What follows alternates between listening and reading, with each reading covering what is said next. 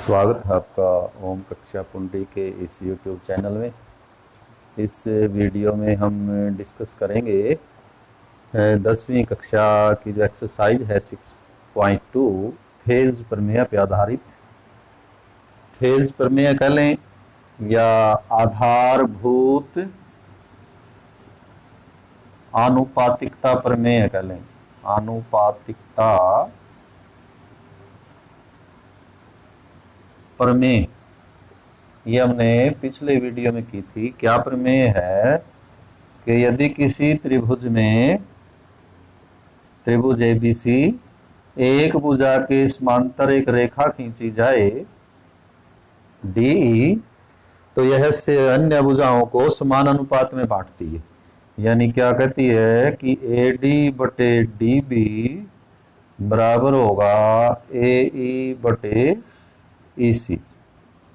जब कभी भी किसी त्रिभुज में एक भुजा के समांतर एक रेखा खंड हम खींचेंगे तो इनको समान अनुपात में बांटेगी ये है। और इसका विलोम भी कि यदि ये अनुपात समान हो AD बटे DB और AE बटे EC यदि समान हो तो फिर जो DE है वो समांतर होगा BC के। ये इसका विलोम है। तो ये दोनों ही बातें सत्य है कि यदि ये समांतर है इसके तो भुजाओं के जो अनुपात है वो बराबर होंगे, और यदि भुजाओं के अनुपात बराबर हैं तो ये इसके समांतर होगी। ये आधारभूत अनुपातिकता प्रमेय और ये इसका विलोम। तो ये हमने पिछले वीडियो में किया था। तो इस पर आधारित एक्सरसाइज हमारी 6.2 उसके कुछ क्वेश्चंस करेंगे। पहला ही क्वेश्चन है, उसमें ये दो त्रिभुजें दी हुई हैं, ये त्रिभुज और ये त्रिभुज, और इन दोनों में क्या दिया हुआ है कि त्रिभुज का नाम है ABC और जो DE है वो BC के समांतर है, ये दिया हुआ है। इसमें भी वही है कि जो ये BC है और ये जो DE है ये आपस में समांतर हैं। तो ये जो टुकड़े हुए भुजाओं के जो खंड हुए वो दिए हुए हैं कि ये जो टुकड़ा है 1.5 सेंटीमीटर है, ये 3 सेंटीमीटर है, ये 1 सेंटीमीटर है, तो फिर ये कितना होगा। इसी प्रकार इसमें ये पता नहीं कितना है, ये 7.2 सेंटीमीटर है, ये 1.8 है और एक 5.4 है, तो ये कितना है। तो दोनों बिल्कुल एक जैसे ही प्रश्न हैं। तो क्या हल करेंगे हम इनका और कैसे लिखेंगे, यहीं से शुरू करेंगे। क्योंकि जो DE है वो समांतर है BC के, तो इसलिए क्या होगा कि यदि इसके समांतर है तो AD बटे DB बराबर होगा AE बटे EC। और ये टुकड़े कितने कितने दिए हुए हैं, AD जो लंबाई है दैट इज वो है 1.5 सेंटीमीटर, DB है 3 सेंटीमीटर, AE है 1 सेंटीमीटर और EC जो हमें निकालनी है तो हम उसको EC ही लिख लेते हैं। EC जो कि हमें ज्ञात करनी है तो वो लिख लेते हैं। x मानना चाहें आप इसको x मान लें तो यहाँ x रख देंगे। आर पार गुणा करेंगे तो 1/5 गुणा EC बराबर 3 गुणा 1 3 एकम 3 और 1/1.5 को इधर ले आएंगे तो EC बराबर 3/1.5। तो इसका दशमलव हटाएंगे तो बटे 10 जो ऊपर चला जाएगा, नीचे हो जाएगा 15, 3 पंजे 15 और 5 दूनी 10। तो ये आ जाएगी हमारी 2 सेंटीमीटर। ये वैसे भी ऑब्जेक्टिव सवाल है कि यदि 1.5 है ये 3 है तो ये इसकी दुगनी हुई, तो ये इसकी दुगनी हो जाएगी, 1 की दुगनी 2। बिल्कुल सेम ये दूसरा भाग है, इसमें भी क्या होगा, क्योंकि यहीं से शुरू करेंगे आप कि क्योंकि ये इसके समांतर है तो क्या होगा AD बटे DB बराबर इधर से होगा AE बटे EC। अब AD तो हमें ज्ञात करना है तो उसको AD ही रख लेते हैं। DB जो है वो 7.2 है और इधर AE जो है वो 1.8 है और ये 5.4 है। तो हमें AD निकालना, आप आर पार गुणा करना चाहते हैं आर पार गुणा कर लें आप, या सीधा 7.2 को भी उधर ले जा सकते हैं। 7.2 जो इधर है उधर जाके गुणा हो जाएगा, तो और जल्दी कर सकते हैं आप। AD बराबर 1.8 बटे 5.4 और ये गुणा हो जाएगा 7.2। तो ऐसे भी कर सकते हैं, यहां भी कर सकते हैं आप इसको, ये कि EC आर पार गुणा की हमने तो EC यहाँ आ जाएगा और ये यहाँ चला जाएगा, 3 यहाँ चला जाएगा, सीधा कर सकते हैं। तो इसको हल करेंगे, चाहें तो आप दशमलव उठा लें, बिना दशमलव के भी कर सकते हैं। तो ये बनेगा 18/10 और ये नीचे वाला बनेगा 54/10, इसका 10 ऊपर चला जाएगा और ये जो 7.2 है ये हो जाएगा 72/10। तो 1 10 से 1 10 कैंसिल हो जाएगा, 18 एकम 18, 18 3 54 और 3 से 72 काटेंगे 24, तो ये 24/10 और अब आप इस दशमलव लगा देंगे तो उत्तर आ जाएगा हमारा 2.4 सेंटीमीटर। तो ये ऑब्जेक्टिव जो है वो सवाल थे ये दोनों ही। ये भी देख सकते थे हम कि ये 1.8 है, ये 5.4, यानी कि ये 3 गुणा है, तो ये भी 3 गुणा होना चाहिए इसका। तो 72 जो है किसका 3 गुणा होगा, 24 या 72, तो ये 2.4 होनी चाहिए। तो बिल्कुल ऑब्जेक्टिव क्वेश्चन है, बड़े आराम से आप इसको कर सकते हैं। तो दूसरा क्वेश्चन है, उसमें पहले हम चित्र भी बनाएंगे, क्योंकि यदि आपको क्वेश्चन ये एग्जाम में आते हैं, पेपर में आते हैं, तो चित्र बना के ही ये हल किए जा सकते हैं। चित्र साथ साथ बनेगा, चित्र देख के ही हमें जो है वो सारी भुजाएं वगैरह लिखनी है। और वो क्या कहता है इसमें, वो कहता है कि हमारे पास त्रिभुज है PQR, त्रिभुज बनाएं PQR की भुजाओं PQ और PR, तो इस तरह से ये PQR बना लें।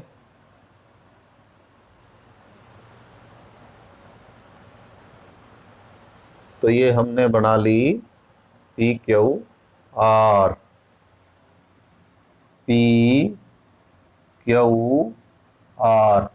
तो ये कहता है कि इसकी जो भुजाएं हैं PQ और PR, ये तो है PQ और ये है PR, तो इन पर बिंदु हैं E और F,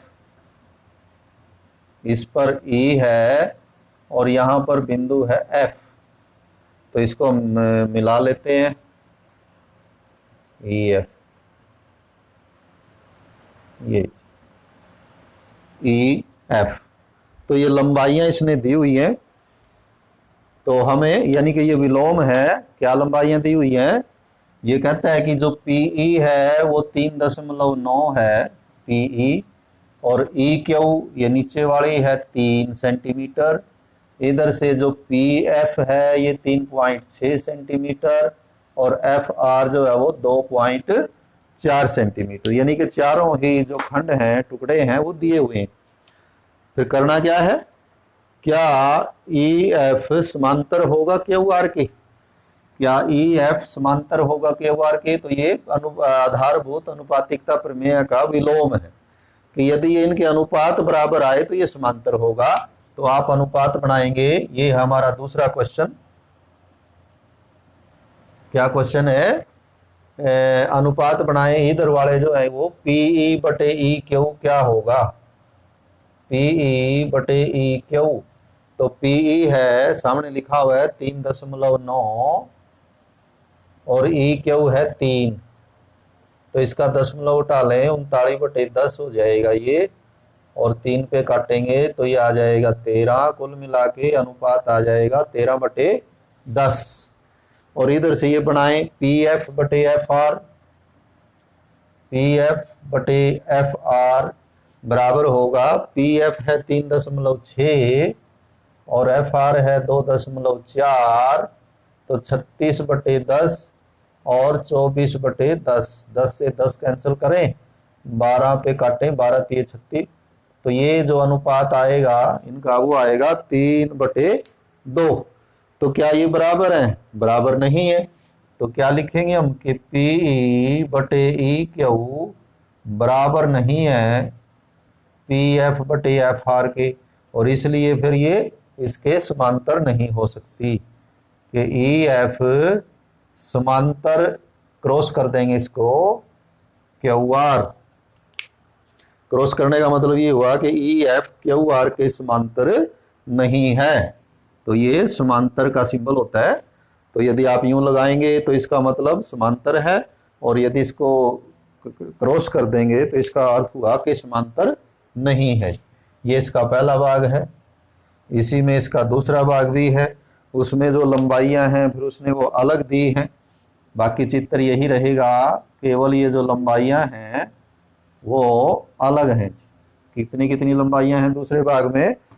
दूसरे भाग में लंबाई देता है कि पीई जो है वो 4 है, और पी एफ क्यू ई 4.5 है, पी एफ जो है वो 8 है, और आर एफ जो है वो 9 है। तो क्या अब ई एफ इसके समांतर होगा? तो इसमें भी हम अनुपात बनाते हैं, इधर पीई बटे ई क्यू, पीई बटे ई क्यू बराबर होगा 4 बटे 4.5। तो इसका दशमलव हम हटा लेते हैं, तो ये 4.5 का बन जाएगा 45 बटे 10। 5 पे काटेंगे, 5 दूनी 10, 5 नीमा 45, 4 दूनी 8 बटे 9 जी। और उधर ये अनुपात बनाएं पी एफ बटे एफ आर, पी एफ बटे एफ आर, पी एफ है 8 और एफ आर है 9। तो कैसे अनुपात आए? दोनों बराबर आए, यानी हमारे पास आया है पी ई बटे ई क्यू बराबर है पी एफ बटे एफ आर। इसका मतलब ये हुआ कि ये ई एफ इसके समांतर होगा, ई एफ समांतर होगी क्यू आर के। तो ये दूसरे भाग में जो है वो समांतर होगी यदि इस तरह से लंबाइयां हुई तो। तीसरे भाग में भी चित्र यही रहेगा, उसमें भी लंबाइयां जो है वो चेंज हो जाएंगी। तो देखते हैं कितनी कितनी लंबाइयां दी हुई हैं उसमें। तीसरे भाग में लंबाई है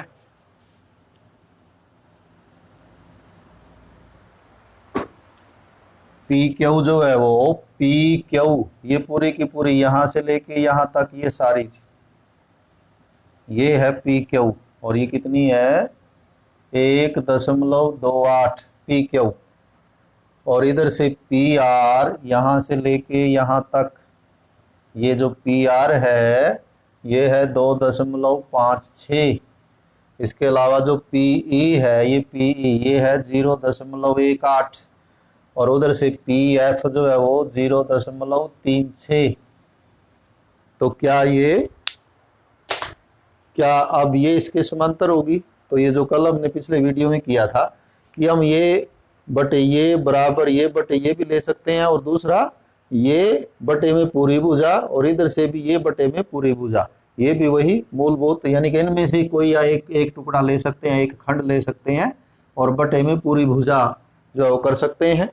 पर ये ध्यान रखना है कि यदि ये खंड है तो इसका ये होना चाहिए, नीचे वाला है तो इसका भी नीचे वाला होना चाहिए। तो वो भी इसी थ्योरम का प्रारूप है। तो इस हिसाब से आप क्या करें, इधर से इसका टुकड़ा ले लें पीई, बटे में पूरी भुजा लिख दें पी क्यू। तो पीई है 0.18 और पी क्यू है 1.28। तो ये हो जाएगा 18/100, और नीचे वाला हो जाएगा 128/100। 100 ऊपर चला जाएगा, 100 से 100 कैंसिल करें, 18। तो चलिए 9 पे काट देते हैं पहले, 9 दूनी 18, और 9 पे 8, 2 9 पे तो ये कटेगा ही नहीं जी, 2 पे ही कट सकता है। 2 नी में 18, 2 छिके 12, 2 चौके 8। तो यदि ये ठीक है हमारा, तो ये आया हमारा 9/64। आगे ये कॉमन फैक्टर में नहीं है कोई, तो 0.18 यानी कि 18/100, 128/100। दूसरा ले लें उधर से, अब पी एफ बटे पूरी भुजा ले लेनी है पी आर। तो पी एफ है 0.36 और वो है 2.56। तो ये हो जाएगा 36/100, और नीचे वाला हो जाएगा 256 गुणा 100। 100 से 100 काटें 4 का पड़ा लगाएं, 4 निमा 36, 4 छिका 24, 4 चौके 16, तो ये भी आया आपका 9/64। यानी कि दोनों ही अनुपात जो है वो बराबर आते हैं। तो इसलिए क्योंकि लिख सकते हैं आप, क्योंकि PE/PQ बराबर आता है PF/PR के, दिस मीन्स जो EF है वो समांतर होगी QR के। तो ये जो दूसरा सवाल है हमारा प्रश्नावली का, वो थेल्स थ्योरम का विलोम है कि पहले हमें अनुपात बनाने हैं, भुजाएं सारी दी हुई हैं, खंड सारे दिए हुए हैं, यदि अनुपात बराबर आ जाएंगे तो वो समांतर हो जाएगी DE, और यदि नहीं आए तो समांतर नहीं होगी। अब करते हैं हम तीसरा। उसमें क्या कहता है, चित्र दिया हुआ है कि एक त्रिभुज है ABC और एक है ACD, कुछ इस तरह से है।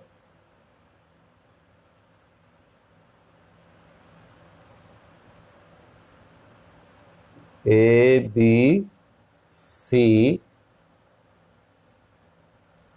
ये एक त्रिभुज है और एक इसी तरह नीचे है D,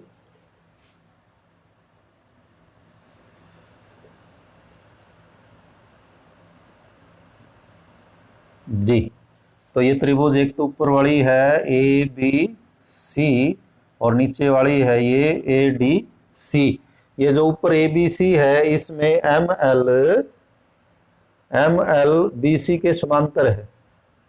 ML, ये जो ML है ये इसके समांतर है, और जहां पर L है वहां से फिर एक इसके समांतर है इधर, इसका नाम है LN।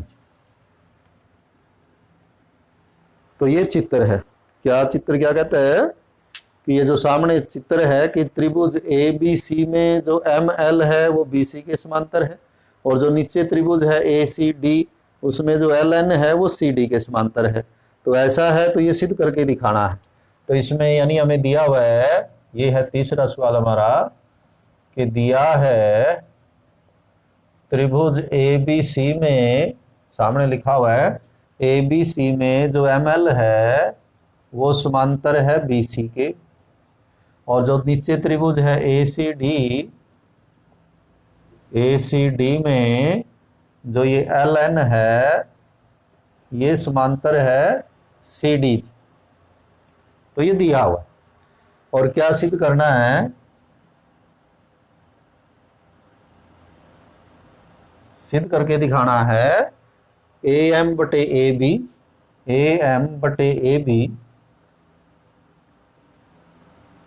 बराबर होगा AN/AD। ये सिद्ध करना है, बड़ा इजी है। आधारभूत अनुपातिकता प्रमेय हम इस्तेमाल करेंगे, ठीक है जी। AM यानी बटे में AB और AN/में AD ये बराबर होंगे यदि ऐसा है तो। कैसे सिद्ध करेंगे देखिए, सबसे पहले ऊपर वाली त्रिभुज लेंगे। त्रिभुज ABC में क्या है, उसमें ये जो ML है वो समांतर है BC के।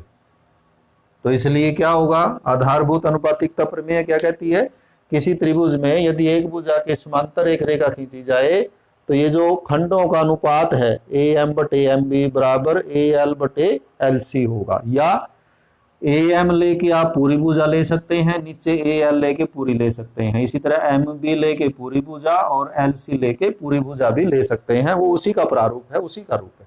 तो हम क्या करेंगे, हम इसको देखेंगे, हमें क्या लेना है AM और पूरा AB, तो हम पूरा ही ले लेते हैं फिर इधर।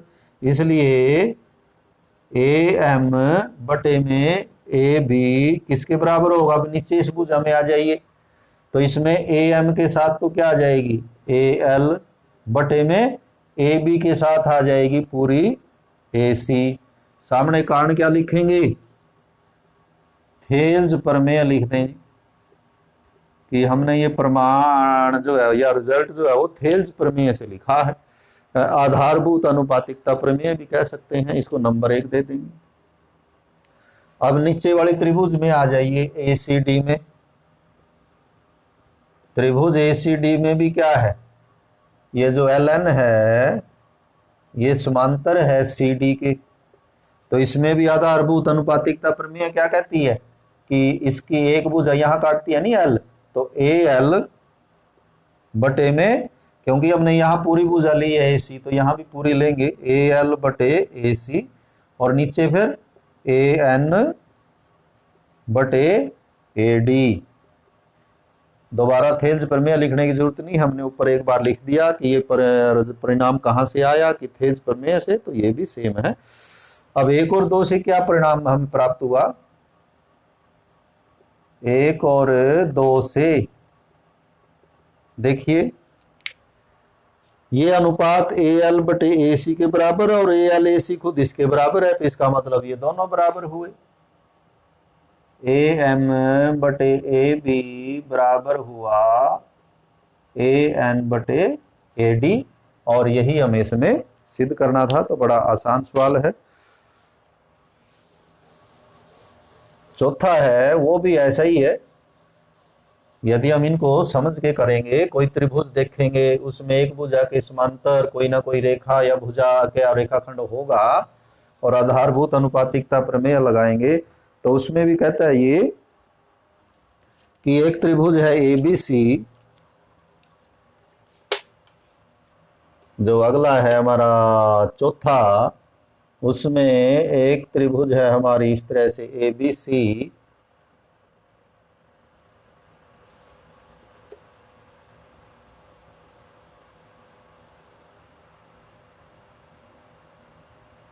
ABC, ये हुई आपकी ABC। इसमें AC के समांतर है एक DE, ये जो है ये DE AC के समांतर है, DE। E को A से मिलाया हुआ है ऐसे, A और E को मिलाया,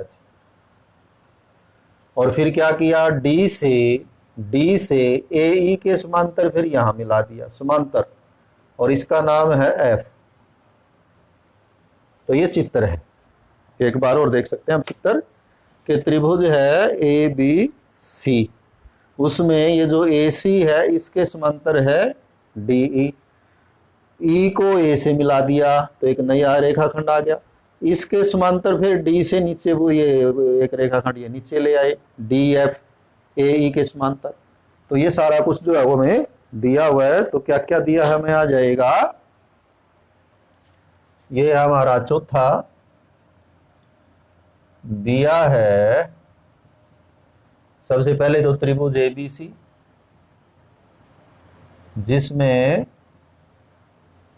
जिसमें ये जो DE है, DE का जिक्र करेंगे, DE समांतर है AC के, और दूसरा कौन है, दूसरा जो DF है वो समांतर है AE के, ये दिया हुआ है।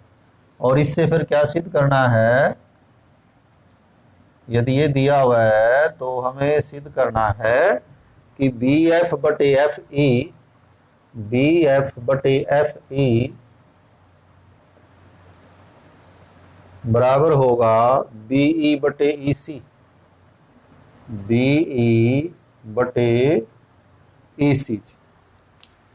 BF बटे FE बराबर BE बटे EC होगा, सिद्ध कीजिए। तो प्रमाण बड़ा इजी है इसका। सबसे पहले BF और FE कहां तक है, देखिए BF FE, तो यहां तक की त्रिभुज ले लेनी है, कौन सी, ABE लिखें। त्रिभुज ABE में कौन समांतर है, ABE में कौन समांतर है, कि जो DF है वो समांतर है AE के। यदि समांतर है तो फिर क्या होगा कि ये अन्य भुजाओं को समान अनुपात में बांटेगी। क्या अनुपात बनाना है, क्योंकि यहाँ BF और FE का जिक्र है, टुकड़ों का जिक्र है, तो हम यहाँ भी टुकड़े लेंगे, यानी कि ये टुकड़ा बटे में ये टुकड़ा, क्योंकि ये जो डी एफ है वो कहाँ से शुरू होती है, इधर से, तो डी से शुरू होती है, इधर एफ से होती है, तो टुकड़े यहाँ बनेंगे। अब क्योंकि हमें बी एफ ऊपर चाहिए तो हम इधर बी डी लिखेंगे, बी डी बटे डी ए, और नीचे हो जाएगा बी एफ बटे एफ ई, बी एफ बटे एफ ई। और इसका कारण लिखेंगे कि ऐसा कहां से आया, कि थेल्स प्रमेय ऐसा कहती है। अब ले लें त्रिभुज पूरी बड़ी ए बी सी में, त्रिभुज ए बी सी में कौन समांतर है, ये जो डी ई है वो समांतर है ए सी के। इसलिए यदि इसमें थेल्स प्रमेय लगाएं तो इधर तो ये डी है, इधर ई है, तो यहां से बनेंगे टुकड़े, यानी बी डी बटे डी ए, बी डी बटे डी ए बराबर नीचे हो जाएगा बी ई बटे ई सी, बी ई बटे ई सी नंबर 2। और एक और 2 से क्या आता है, इनकी एक साइड बराबर है बी डी बटे डी ए, बी डी बटे डी ए। यदि ये साइड यानी कि इनका बायां पक्ष बराबर है तो फिर तो दायां भी होना चाहिए। तो 1 और 2 से, 1 और 2 से बी एफ बटे एफ ई बराबर होगा बी ई बटे ई सी। और यही हमें सिद्ध करके दिखाना था कि ऐसा होगा।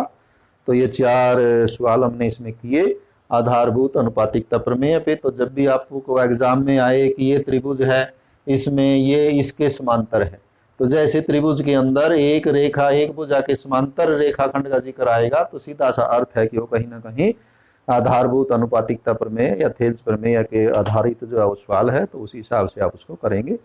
तो बाकी क्वेश्चन अगले वीडियो में। Have a nice day.